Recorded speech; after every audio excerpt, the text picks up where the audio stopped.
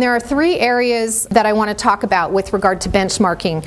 First, I want to talk about the business impact of these plans, because it's so important. In most organizations, somewhere between 40 and 70% of your cost, depending on the kind of organization that you're running, is going to be labor costs. And as an HR professional, you all should know what that percentage is, because that is a huge line item that we have the ability to influence.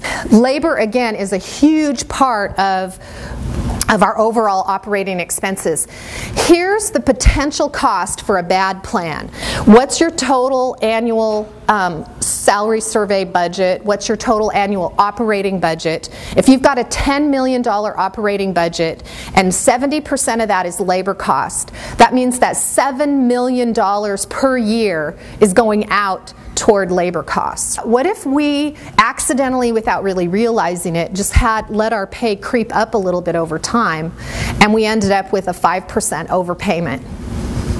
That would mean $250,000 a year out the door without really any benefit to the organization, significant benefit to the organization. Every year.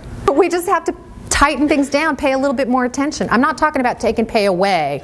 I'm talking about more proactively managing the costs that you already have. The other thing is by underpaying 5%. Let's say that on average, in your industry, you've got a 10% turnover rate, but you guys pay less, so you've got a 20% turnover rate. That's a 10% delta.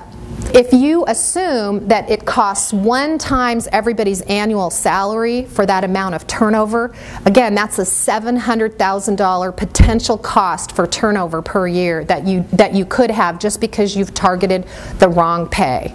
When we talk about compensation, it absolutely is where the organization lives and dies. It's absolutely what can make the organization successful or not successful.